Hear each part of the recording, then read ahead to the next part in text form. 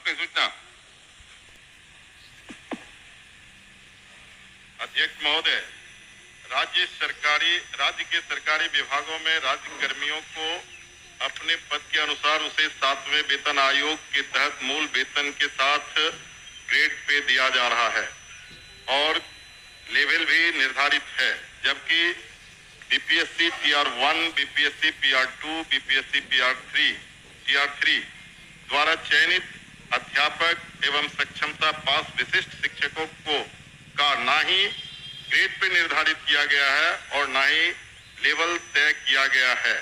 सिर्फ नियोजन के तहत वर्ग 1 से 5 के अध्यापकों को एवं विशिष्ट शिक्षकों को 25,000, वर्ग 6 से 8 के अध्यापक को 28,000, वर्ग 9 से 10 के अध्यापक एवं विशिष्ट शिक्षकों को 31,000, वर्ग 11 से 12 के अध्यापक एवं विशिष्ट शिक्षकों को 32,000 रुपया मूल वेतन दिया जा रहा है, जो 7वें वेतन आयोग से बिल्कुल अलग है, जिसके कारण भविष्य में अध्यापक एवं विशिष्ट अध्यापकों को 8वें वेतन आयोग के लाभ से वंचित रहना पड़ सकता है, जबकि उक्त शिक्षकों को भी राज्य कर्मी का दर्जा प्राप्त है।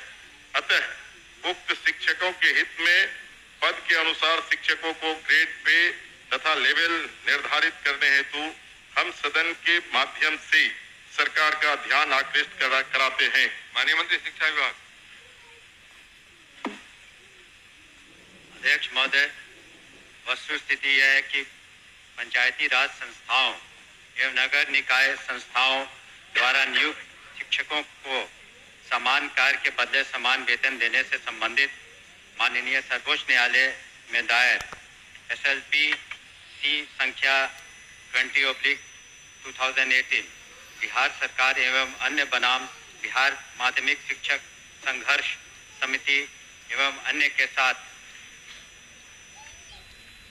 दिनांक 10/5/2019 को पारित आदेश, जिसमें माननीय उच्च न्यायालय के द्वारा समान कार्य के बदले समान वेतन देने हेतु पारित आदेश को निरस्त कर दिया गया है। राज्य सरकार पंचायती राज संस्थाओं एवं नगर निकाय संस्थाओं द्वारा नियुक्त शिक्षकों को बेहतर वेतन एवं सेवा शर्त हेतुकृत संकल्पित रही है। राज्य सरकार ने सहानुभूति पूर्वक इन शिक्षकों को 1/9/2020 से EPF योजना, जिसमें राज्य सरकार के द्वारा लगभग 5% अंशदान दिया गया है, से आच्छादित करते हुए दिनांक 1/4/2021 से 15% का वेतन वृद्धि किया गया। पुनः राज्य सरकार द्वारा स्थानीय निकाय शिक्षकों को बेहतर सेवा शर्त एवं वेतन प्राप्त हो के परिप्रेक्ष्य में बिहार विद्यालय विशिष्ट शिक्षा नियमावली 2023 अधिसूचित किया गया। नए शिक्षकों की नियुक्ति हेतु बिहार राज्य विद्यालय अध्यापक नियुक्ति, स्थानांतरण, अनुशासनिक कार्रवाई एवं सेवा शर्त नियमावली 2023 अधिसूचित किया गया। सरकार द्वारा इन दोनों नियमावली से नया पद सृजित किया गया। यह पद 7वें वेतन आयोग लागू होने के बाद सृजित किए गए हैं, इसलिए यह पद 7वें वेतन आयोग द्वारा निर्धारित पदों में सम्मिलित नहीं है।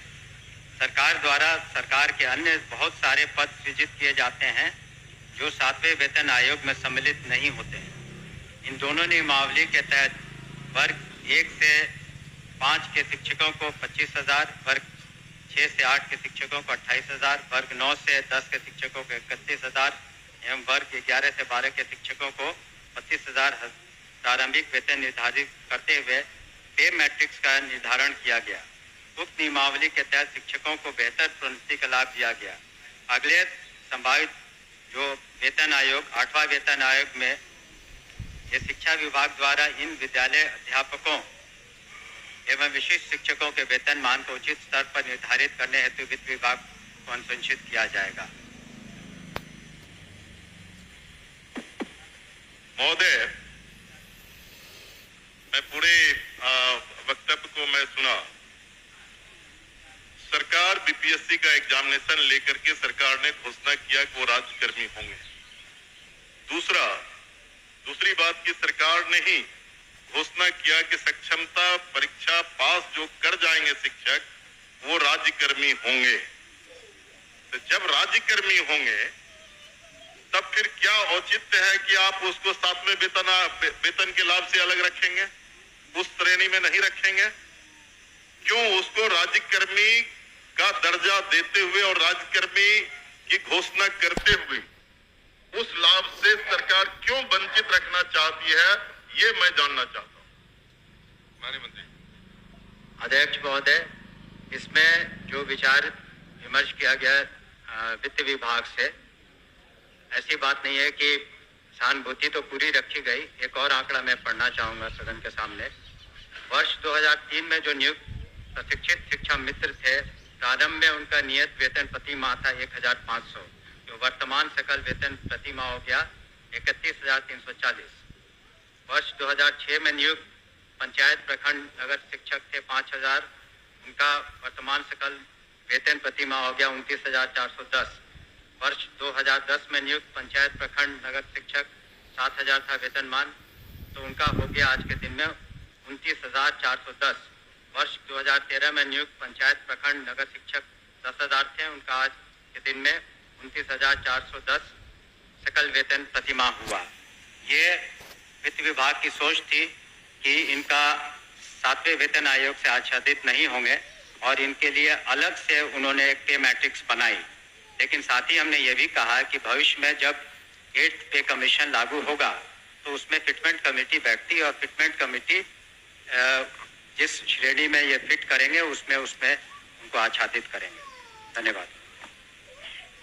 महोदय, जो सरकार के द्वारा वक्तव्य फिर दोबारा दिया गया, ये पुरानी बात को दोहराई गई कि जब नियोजन इकाई, कई नियोजन इकाई थी, आपने तय में उस तमाम नियोजन इकाई को भंग कर दिया।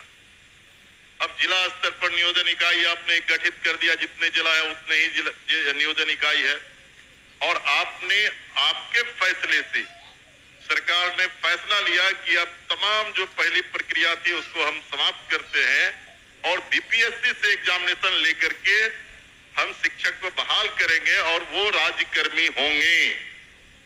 दूसरा, इस सरकार से हम लोग बात कर रहे थे कि जो पुराने तरीके से पंचायत से, प्रखंड से, जिला परिषद से जिन शिक्षकों को नियोजित किया गया उनको आप सरकारी कर्मी घोषित कीजिए। सरकार ने एक फैसला लिया, सक्षमता परीक्षा जो पास करेगा वो सरकारी कर्मी होंगे। तो सवाल उठता है कि सरकारी कर्मी वो सिर्फ स्कूल में नहीं पढ़ाते हैं, उनसे आप चुनाव में बूथ पर भेजते हैं, उनसे आप जो है सो बीएलओ बनाते हैं, उनको कई तरह का सवाल करते हैं। जब वो सरकारी कर्मी आपने घोषित किया है, तब सरकारी कर्मी के बराबर उसके समकक्ष 7वां वेतन क्यों नहीं देना चाहती है, ये हम जानना चाहते हैं। तो नहीं, उनका कहना है कि वो पुराना जो बताया 4000 था, 2000 था, 3000 था। दूसरी बार खड़े होकर बोले नहीं सर। अध्यक्ष महोदय, जब ये पूरा मामला वित्त विभाग में गया, वित्त विभाग इसमें सारी निर्णय लेता है। पे मैट्रिक्स उन्होंने नया किया और कहा कि ये 7वें वेतन आयोग से आच्छादित नहीं होंगे। और दूसरी बात ये भी है, हम इस बात को स्वीकार कर रहे हैं कि भविष्य में जब 8th पे कमीशन का इन्होंने बात उठाई है, तो जब भी पे कमीशन केंद्र सरकार के द्वारा जब वो लागू होता है तो यहाँ बिहार में भी फिटमेंट कमेटी बैठती है और फिटमेंट कमेटी के अनुसार उस वक्त इसमें जिसमें करेंगे हम लोग अनुशंसा करेंगे। लेकिन अंतोगत्वा इन सभी मामलों में वित्त विभाग अपने वित्तीय प्रबंधन के तहत ही अंतिम फैसला देता है, जिसको सभी को स्वीकार करना पड़ता है। धन्यवाद। हो गया आपका। सर ठीक है, वो लोग पूछेंगे, लेकिन मेरा आखिरी सबमिशन है सर, सप्लीमेंट्री मेरा ये है कि वित्त विभाग से सारी प्रक्रिया को पूरा करते हुए तब आपने बीपीएससी का एग्जामिनेशन लिया और तब आपने राज्यकर्मी का दर्जा दिया। तो साथ में वही घूम फिर के आ रहे हैं आप। 7वें वेतन का आप लाभ उसे क्यों नहीं देना चाहते? ये सरकार एक लास्ट करते हैं सर। मैं एक ही बात तो बोल रहे, बोलिए अध्यक्ष।